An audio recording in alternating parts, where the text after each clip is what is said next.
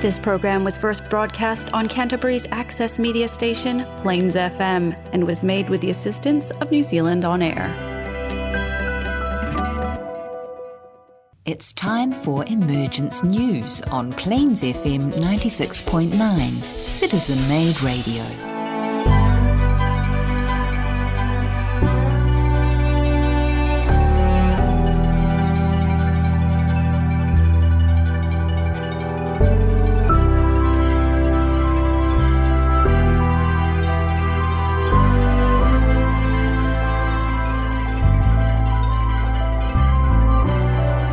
Tēnā koutou, ka mihi mahana ki a koutou katoa.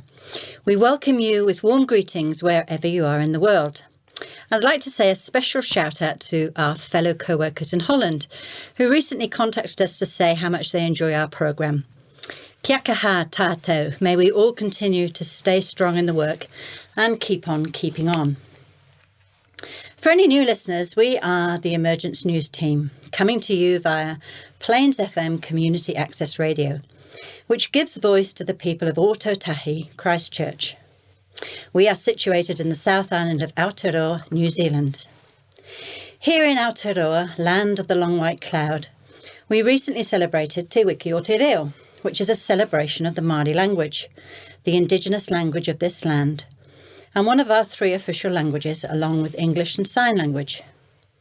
In times past, this was an island full of birds and no mammals when it was first settled by Polynesian seafarers. They lived here in harmony with nature for centuries, before European settlers arrived to claim their stake on this beautiful land, which is often called by visitors as God's own. Early stories tell us the initial contacts between the 2 cultures were generally cordial, with goodwill and curiosity on both sides. As more people arrived, the usual pattern of colonisation swung into action. Land was taken, language and culture suppressed, Māori assimilated, and the European settlers, better known here as Pākehā, became the dominant culture. So interesting as this may be, what, you may ask, has this to do with Emergence News? As our regular listeners know, we share the news of the arrival of Maitreya, the World Teacher for this coming age, who has arrived with a group of enlightened men who are variously known as the Lords of Compassion, the Masters of Wisdom, or the Ascended Masters, to name a few of their titles. Their arrival on earth, living as men among men, signals that great change is upon us. Maitreya is the great Lord of Love, the ever-coming one who wields the sword of cleavage and focuses the energy of love and light into all areas of human activity and endeavour. This shining of light into the dark places is seeing all sorts of dross and dis-ease come crawling out of the woodwork. We are no longer able to hide it away or cover it up. We are being forced to face the consequences and folly of previous actions. Globally, nowhere is immune from this energy. As polarisation intensifies, those who want to maintain control and privilege become even more blatant in their rhetoric and actions. Those demanding change are becoming ever more vocal and unified. We see this acting out here in Aotearoa. As a country, we are taking stock of our colonial past and the injustices inflicted upon our Indigenous population. We are clearly seeing the inequity that this has created for Māori in every area of human need, especially in housing, health and education. Institutional and personal racism is being flushed out and confronted. It is an uncomfortable process for all of us, but the way this land and its people are responding to these energies gives me hope for the future. Some examples. Apologies have been made by the government to Māori, and there is ongoing dialogue and work to redress injustice. Some media outlets have courageously and publicly acknowledged and apologised for their historic racism and promised to be ever vigilant in their future reporting. The true and somewhat ugly history of this land is being introduced into our schools, which until recently only taught the colonised, sanitised version of events that nearly destroyed a people. Māori language and culture are being celebrated and promoted in ways that are moving beyond just tokenism into an integral and important aspect of our national identity. During the COVID pandemic, we have become the team of 5 million. Not everyone is united, of course, but the majority are tackling the pandemic in a collective spirit of goodwill, which reflects the energy of Aquarius, the age of synthesis, and the recognition of the human family as one family. Of course, it will take much more self-reflection and work to make one human family into a living reality. And that is why Maitreya and the Masters are here, to help inspire, guide and stimulate us into action, to create a world where no one is hungry, everyone has a home, and all people have access to free healthcare and education. One day we will realise, understand and accept that our lives are governed by universal law. And today on the programme we're looking once again at the book of the Laws of Life. These laws incorporate reincarnation, karma, the reaping of what we sow, the sacrosanct nature of free will, the celebration of diversity. Then we have the law of service and sacrifice to the greater good. How do we reconcile having free will and individual expression with the law of service and sacrifice? To help us navigate these waters, Maitreya gives us a formula: honesty of mind, sincerity of spirit, and detachment. So with me in the studio today are Nigel and Peter. Hello, guys. How are you? Hi there, Shafia. Kia ora. Kia ora. And what have you got for us today? Peter, you can. Yes, I'm just expanding on Maitreya's teachings there, understanding energies, and it's about law of cause and effect too. Mm-hmm. Great. And Nigel? Well, I'm looking forward to Peter's section. The laws of life. Look, I've probably, this is the third or fourth time I've revisited this particular publication, and so I'm really looking forward to this program and looking forward to looking through the pages of The Laws of Life by Benjamin Creme. And if you are interested in spirituality and politics, then this is a very good read. Right.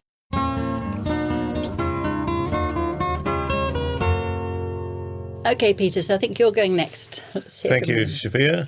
Yes, Maitreya says that the world is going through a huge crisis and all the medicines have been tried and failed. The tumour has to burst open before healing can begin. The stock markets are just gambling casinos serving only the culture of greed.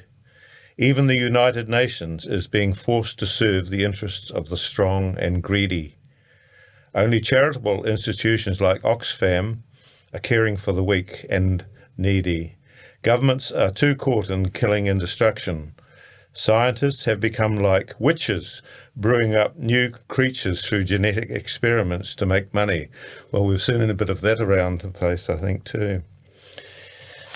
And prisons. Maitreya visited the prison population in Great Britain. I find this fascinating that he's been actually involved in going into prisons and appearing to people. And he's given them a certain experiences in order to make them realise that they have possibilities other than rotting in prison. You know, what a fantastic idea, and that this is actually happening, and the Lord of Love is actually doing this. And of course, you know, it's common knowledge, he said that due to the overcrowding, many prisoners spend 23 hours out of 24 a day in their cells. I mean, that is terrible. Absolutely terrible, isn't it? Well, but you can see there's sort of the enlightenment that's happening. There's a lot of conversation around this at the moment. Yes. And you know, and again, it's this light shining on, isn't it? Shining on all the things that are happening to us, and we're questioning it. You know? Yeah, the things have just got to come to the surface, don't they? For people to be aware of what is really happening there, because you know, they're saying that he gives them an experience of spiritual illumination, and it's amazing that it's even possible inside a prison, isn't it, that he can actually do that. But of course he's an amazing Lord and able to carry on this sort of work. And he said not only prisoners but prison officers are revolting about the conditions and have a desire to free themselves from excessive rules and regulations. And even army personnel will increasingly revolt against governments around the world. They also are affected by the ways, the urge to be free from arbitrary rules and regulations and ideological control by those in power. So there's just too many rules and too many regulations and that sort of thing he's saying, isn't he? And we've seen several of the Israeli military coming out against what Israel is doing to the Palestinians, and yes, it's happening around the world. Yeah. Yes, I mean, some of them have actually seen about to shoot somebody and seen their own face in the person they're going to shoot. Mm. And this is a fantastic awakening for them. Mm. You know, it's just sort of, it must be just blow their minds, to be quite honest. Well, as you just indicated with some of the prisoners, it is illuminating. Yes. And when you're talking about them being 23 hours in a cell, you know, unless you're employing prayer or meditation, how do you deal with the mental health issues that must develop? Oh, heavens, yes, I couldn't imagine having to cope with that. You know, it'd be terrible. Maitreya says there's a type of drug has been given to prisoners on release so that they don't remember the crime they committed. Some people have become harmless, which is a positive effect, but also mindless, which is a negative effect. It is a mind-numbing drug, and people become zombies. This method of social control means the person is no longer in control. He cannot be taught self-awareness, which, of course, what Maitreya is here to do. Teach us all self-awareness. And the future effects could be even more serious. This will have a rebounding effect in the British Parliament, where they make the rules and regulations. The science of nutrition is developing. Likewise, harmless drugs will be found which will help to calm the nerves. People will commit less crime and the prison population will be reduced. Can't wait for that to happen. Mm-hmm. Appropriate food for the body contribute to awareness so that the body and the self can work together. Yes, I've seen this doctor in the UK, and he's creating a public health body, because he says that the one that the British government do are not giving the right advice, and he's a cardiologist, you know. Okay. And so he's advising on diet, and you know, and he's brought a book out about not using statins, and you know, so there's a lot of movement happening around the world around and development. Yeah. Which is essential, because all these rules and regulations that you're referring to, it's for the government. Yeah, control. Yeah, it's control, isn't it? That's right. Well, I've just started a course of study, control the actually, population. And it studies the effect of the micronutrients and good food on mental health. Mm-hmm. There's already been a lot of success. As Hippocrates says, let food be your medicine. Maitreya says, strong policing will still be needed to crack down on gangs with drugs, but it is not the answer to the individual drug user. Only the experience of self-awareness can achieve giving up drugs, and this should be done by increasing a good level of environment. He says, clean your environment and your life will respond to it. If there is no stress in your surroundings, then there is no need for drugs. For within the human body is the most powerful drug known to humanity, detachment. We've talked so much about detachment. And Maitreya says this is the what you need to do to understand how to control these urges for drugs. So scientists have already been taught by the Space Brothers how to use this technology of light to dissolve drug habits by targeting specific areas of the brain. These methods are already being used in hospitals in China, Hong Kong, where drug addiction has become a massive problem. The art of politics is the art of reconciliation while respecting diversity.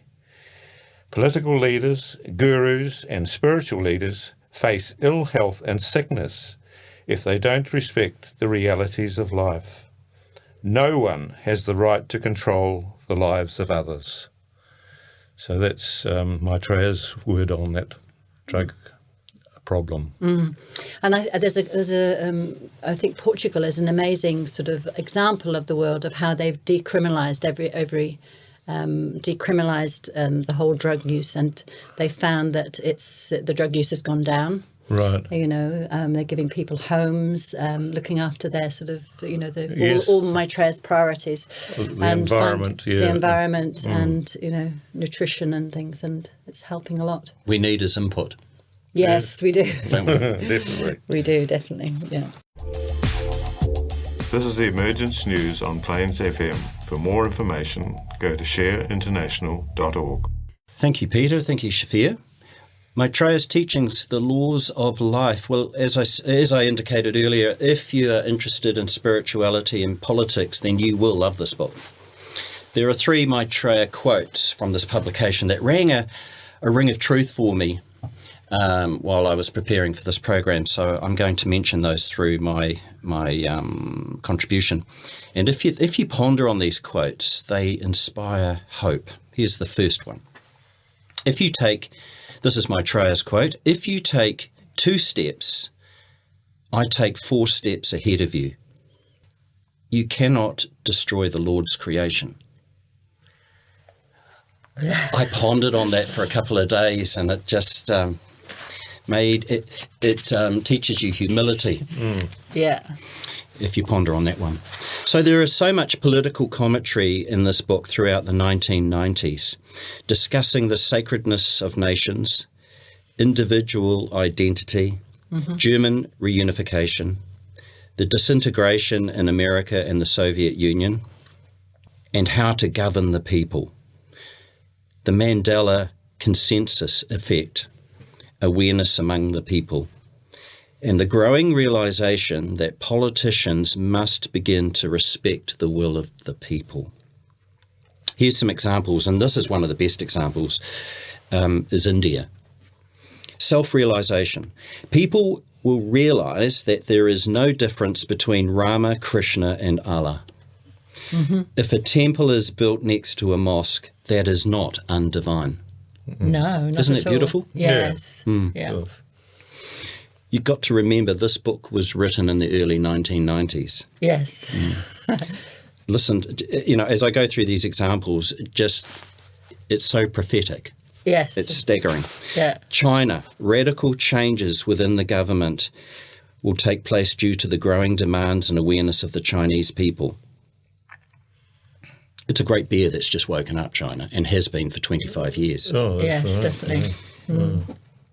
The establishment of the private sector of business and ownership. Well, think of Shanghai. Yeah. Look how quickly China has become the dominant force in the East. Their discipline, tradition, philosophy, and science. Maitreya speaks eloquently when he says the doors are being opened quietly in China. Well, it's not so quiet anymore now. But back in the 1990s, Yes. this was very accurate. Yes. Encouraging people to express their desire for greater freedom and democracy. The process that swept through the Soviet Union is starting to work changes in China. The new energy has reached the cities and villages where the people are crying out for freedom. So China's a very good example as well, isn't it? Yes, it is. The US and the USSR are no longer the superpowers.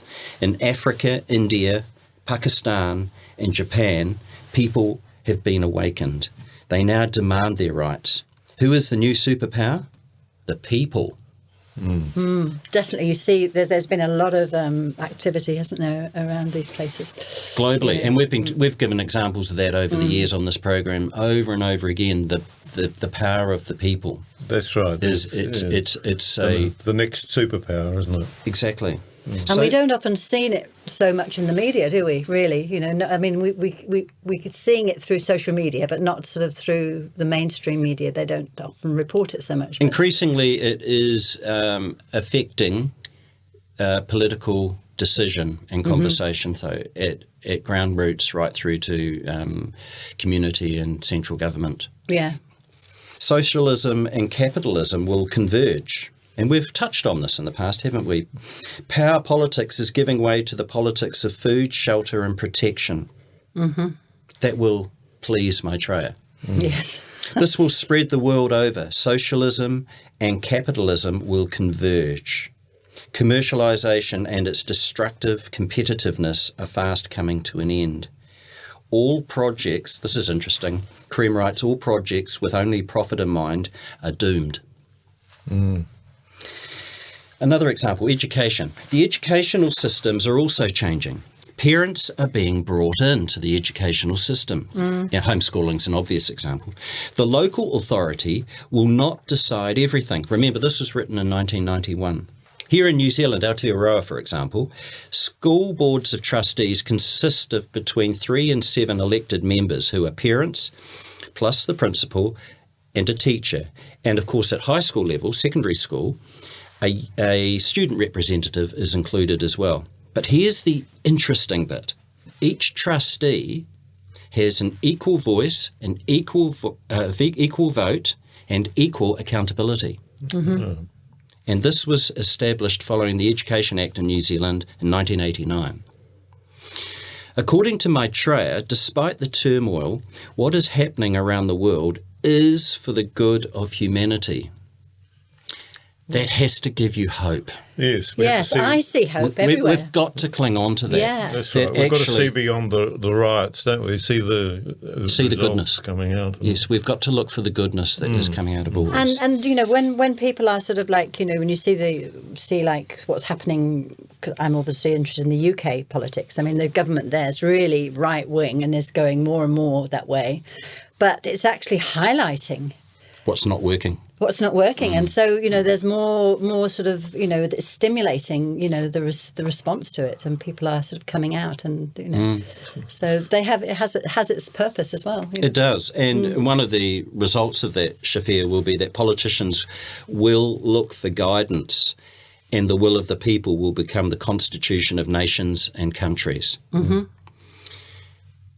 Going back to education, in many countries there is strife.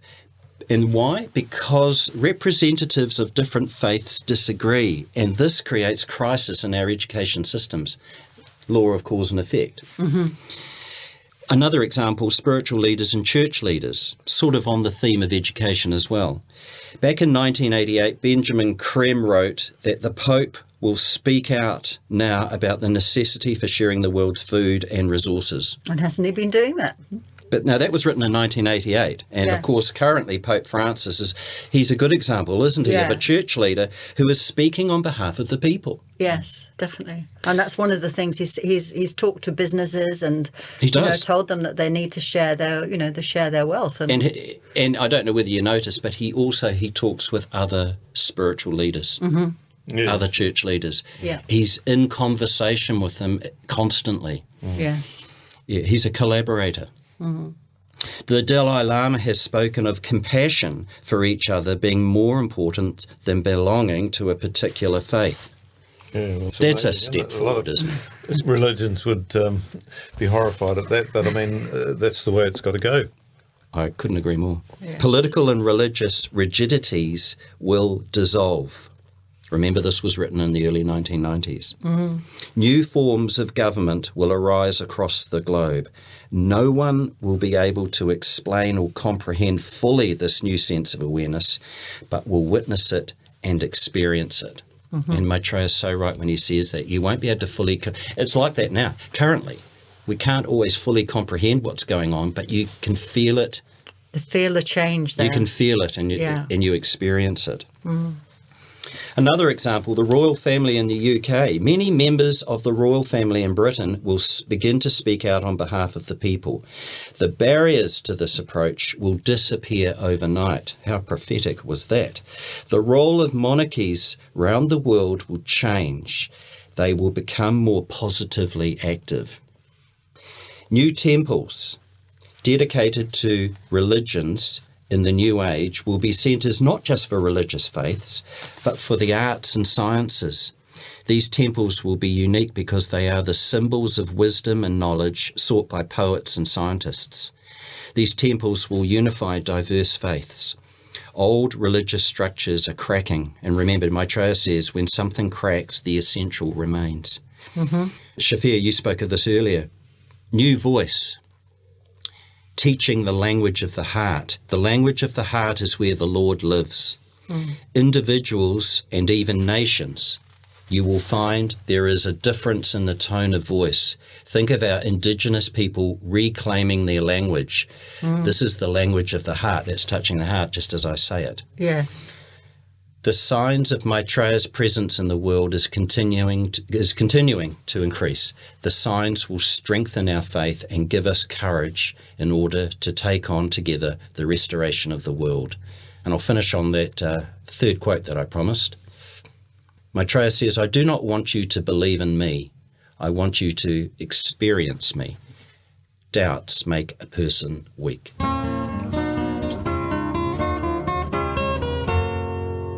So I'm just thinking that program, what we've been talking about today, what I feel coming from there is hope. And I'd just like to close, because we are celebrating the Māori language here in Aotearoa, New Zealand, with a whakatoki, which is a proverb. And it says, Ko tahi tonu te wairua o ngā mea katoa, which means forever flows the one spirit connecting all of creation. Lovely. Fantastic.